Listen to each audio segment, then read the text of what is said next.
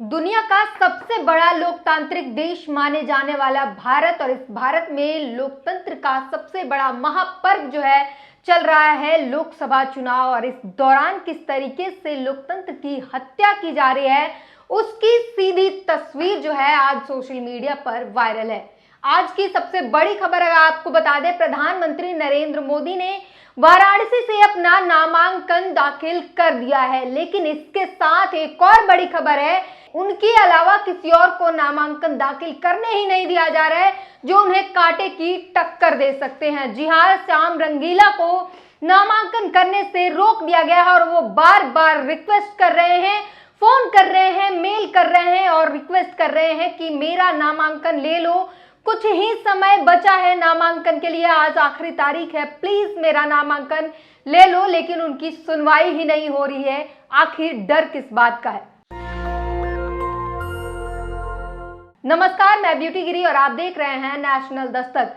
जी हाँ, डर की बहुत बात हो रही है आज सोशल मीडिया पर और भारत जैसा लोकतांत्रिक देश में। जी हाँ, श्याम रंगीला जो है एक दिन पहले भी वो नामांकन के लिए गए थे, पूरे दिन भर जो है वो लाइन में खड़े रहे, वाराणसी कलेक्ट्रेट के सामने लगातार लाइन लगाए हुए थे और उनसे तमाम जो शर्तें थी वो पूरी करने के लिए कही गई। आखिर में उनका नामांकन नहीं लिया गया और उन्होंने बयान दिया कि लोकतंत्र को घुटता हुआ देख रहे हैं यहाँ पर।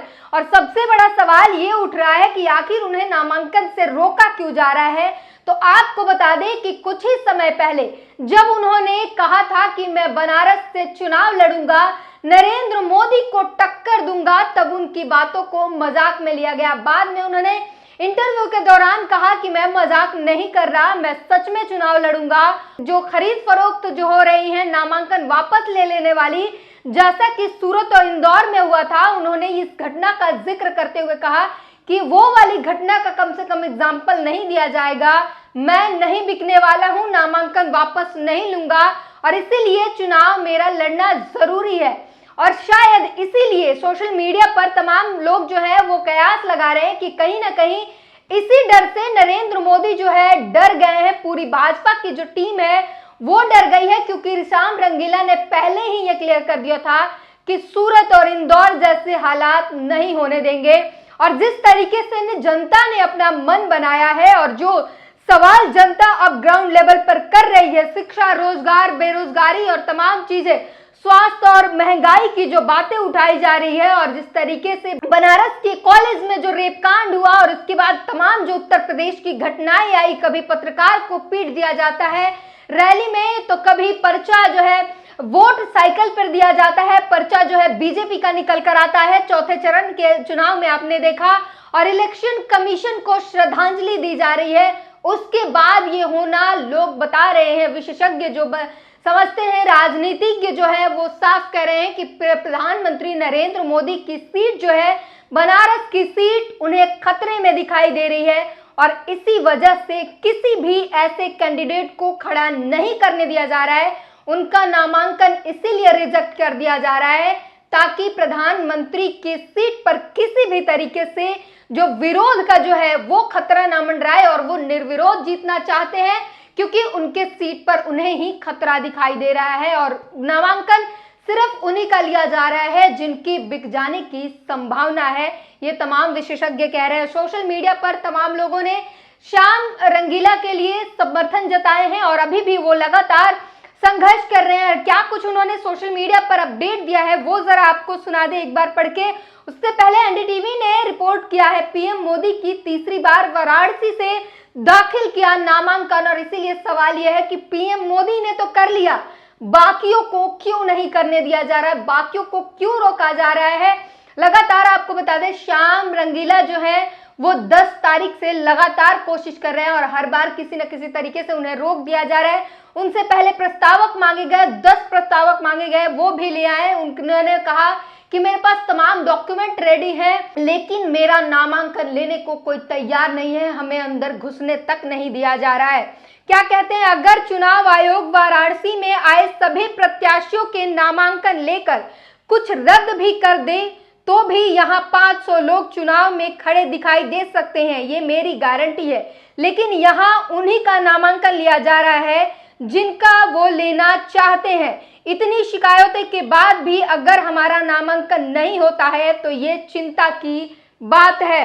एक यूजर ने लिखा है, लोकतंत्र बचाने के लिए अपनी जान की बाजी लगाने वाले श्याम रंगीला भाई के जज्बे और हिम्मत और हौसला को लाखों सलाम। एक और यूजर ने लिखा है, श्याम रंगीला आम आदमी है, बस इसीलिए उसका नामांकन स्वीकार्य नहीं है। प्रधानमंत्री का नामांकन मंजूर, आम नागरिक का नामांकन मंजूर नहीं हो रहा है। सुरभि आराध्या लिखती हैं, मुझे तो लगता है कि मोदी श्याम रंगीला से डर गए हैं कि कहीं मुंह की खानी न पड़े। श्याम रंगीला अगर रैलियां और जनसभाएं करेगा तो सुनने को बहुत लोग आएंगे, बाद में वोट भी पड़ जाएंगे। श्याम रंगीला के पक्ष में तो मोदी हार भी सकता है और इसी डर से नामांकन नहीं ले रहे हैं। वहीं विमल राजक ने लिखा है, अगर देश लोकतांत्रिक है तो इसमें तो कोई भी चुनाव लड़ने का अधिकारी है, फिर श्याम रंगीला को किस बेस पर इतना परेशान किया जा रहा है। श्याम रंगीला जी, आज नामांकन नहीं हुआ तो सच में लोकतंत्र खतरे में है। 10 तारीख से बराबर भाई कोशिश कर रहा है। अबरार अहमद लिखते हैं, कॉमेडियन श्याम रंगीला वाराणसी से पीएम मोदी के सामने चुनाव लड़ना चाहते हैं, लेकिन प्रशासन द्वारा पहले उन्हें नामांकन पत्र नहीं दिया गया। शिकायत हुई तो मेल के जरिए बुला लिया गया। अब श्याम को नामांकन दाखिल करने के लिए दाखिला नहीं मिल रहा है, तो अब उन्हें अंदर जाने की ही अनुमति नहीं दी जा रही है। और वो सुबह, आपको बता दें, आज जो आखिरी तारीख है, कल तो वो गए ही थे, आज भी वो सुबह 8 बजे से वहां पर मौजूद है। वाराणसी कलेक्ट्रेट के सामने 8 बजे से पहुंचे हुए हैं। वो लगातार टाइम दिखा रहे हैं और वो बता रहे हैं कि मैं कितने देर से यहाँ पर मौजूद हूँ और हमें अंदर जाने नहीं दिया जा रहा है। हर संभव कोशिश कर रहे हैं और साफ कर रहे हैं कि अगर मेरा नामांकन नहीं हुआ तो समझ लिए लोकतंत्र जो है बुरी तरीके से खतरे में है। और एक दिन पहले उन्होंने ये कहा कि लोकतंत्र को घुटता हुआ देख रहे हैं हम, लोकतंत्र को बचा लीजिए। सत्येंद्र वर्मा लिखते हैं, क्या देश में लोकतंत्र खत्म हो चुका है? क्या वाराणसी इसकी शुरुआत की जा रही है? प्रधानमंत्री जी एक मिमिक्री करने वाले कॉमेडियन से इतना डरे हुए हैं कि श्याम रंगीला का नामांकन नहीं करने दिए। देश संविधान से चलेगा, तानाशाही से नहीं। श्याम रंगीला जो है, आज की उनकी ट्वीट जो है बता रही हूँ, वाराणसी चुनाव आयोग कार्यालय 14 मई सुबह 9:15 लगभग पहुंच गए हैं। कहीं से भी कोई जवाब नहीं आ रहा, लेकिन नामांकन की उम्मीद अभी भी नहीं छोड़ी है हमने। श्याम रंगीला जो है वो ट्वीट करके लिख रहे हैं कि अभी भी हमने नामांकन की उम्मीद नहीं छोड़ी है। श्याम रंगीला के इस पूरे न्यूज पर एक यूजर है, वो लिखते हैं कि 14 लोगों का जो है नामांकन हो चुका है, आप भी ऑनलाइन कर लीजिए, आप सिर्फ ड्रामा क्रिएट कर रहे हो। उसका रिप्लाई श्याम रंगीला करते हुए कहते हैं, हाँ 14 लोगों ने कर लिया तो मेरा भी करवा दो ना, सब कुछ तैयार है, 2 घंटे बचे हैं, ऑफिस में के बाहर खड़ा हूँ, करवा सकते हो? नहीं होगा, क्योंकि तुम्हारे 14 बहक सकते हैं, पर्चा उठा सकते हैं, लेकिन मैं उनमें से नहीं हूँ। और श्याम रंगीला पहले दिन से ही ये दावा कर रहे हैं कि जो लोग बिक सकते हैं, जो लोग नामांकन वापस ले सकते हैं, जो दबाव में आ सकते हैं, सिर्फ उनका ही नामांकन लिया जा रहा है, ताकि बाद में जो है हेर फेर किया जा सके। सूरत और इंदौर वाले जो केस हैं उसे दोहराया जा सके बनारस में भी, और इसीलिए उनका जो है श्याम रंगीला का नामांकन इसीलिए नहीं लिया जा रहा है क्योंकि वो दावा कर रहे हैं कि वो उनका नामांकन वापस नहीं लिया जाएगा, वो नहीं बिकेंगे। और पहले दिन से श्याम रंगीला जो है इस बात पर अड़े हुए हैं और बता रहे हैं कि सूरत और इंदौर जैसी केस को वो रिपीट नहीं होने देंगे, और शायद इसीलिए उन्हें ऐसा लगता है कि उनका नामांकन नहीं लिया जा रहा है। ट्वीट पर भी वो यही बातें कह रहे हैं। श्याम रंगीला ने एक स्क्रीनशॉट शेयर करते हुए एक और ट्वीट किया है, जिसमें इलेक्शन कमीशन और spokesperson of election commission को टैग करते हुए लिखा है, please respond, mail call office सब कुछ कोशिश कर चुके हैं, कहीं से कोई जवाब नहीं है, 3 घंटे हैं, कृपया हमारा नामांकन ले लीजिए। लगातार श्याम रंगीला जो है वो रिक्वेस्ट कर रहे हैं इलेक्शन कमीशन के से कि प्लीज कोई तो कार्रवाई कीजिए, प्लीज रिस्पॉन्स कीजिए। उनके मेल कॉल का ऑफिस के बाहर खड़े हैं, उनका नामांकन नहीं लिया जा रहा है, 3 घंटे बचे हैं, उनका नामांकन ले लिया जाए, इसके लिए लगातार वो प्रयासरत हैं। श्याम रंगीला ने एक और ट्वीट किया है जिसमें लिखते हैं, आज लोकतंत्र का गला घुटते अपनी आंखों से देखा है, मैं नेता नहीं कॉमेडियन हूँ, फिर भी नामांकन दाखिल करने निकला।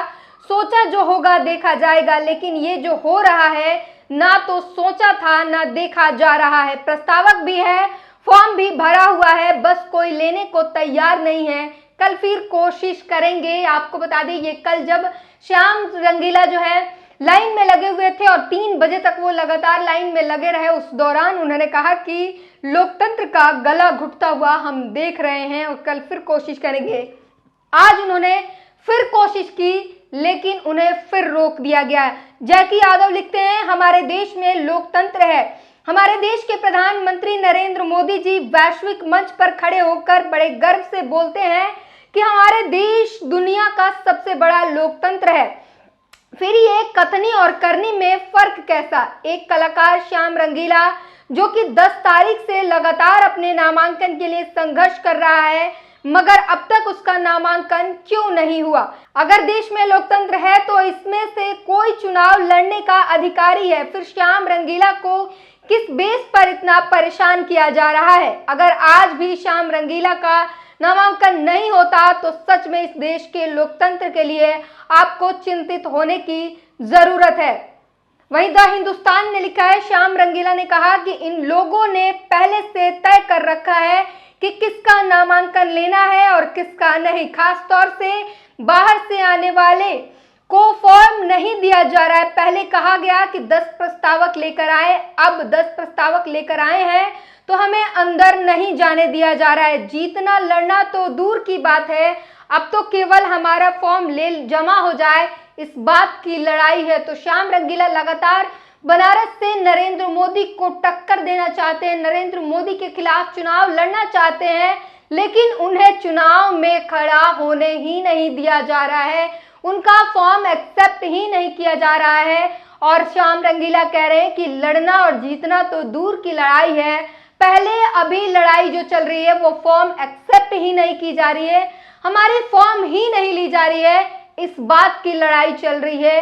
अभी आगे लड़ना और जीतना तो अलग बात है। और आपको जाते जाते बता दें, प्रधानमंत्री का जो है नामांकन एक्सेप्ट हो गया है और इसके साथ ही उन्होंने जो है इंटरव्यू भी कर लिया और उनके रोने धोने का जो प्रोग्राम है वो भी अब काफी वायरल हो रहा है। और आपको बता दें, राहुल गांधी की चर्चा हो रही है इस समय, क्योंकि राहुल गांधी ने 1 सप्ताह पहले ही भविष्यवाणी कर दी थी कि चौथे चरण के बाद मोदी जी रोएंगे। और आज देखिए इंटरव्यू के दौरान मोदी जी के आंसू निकल आए।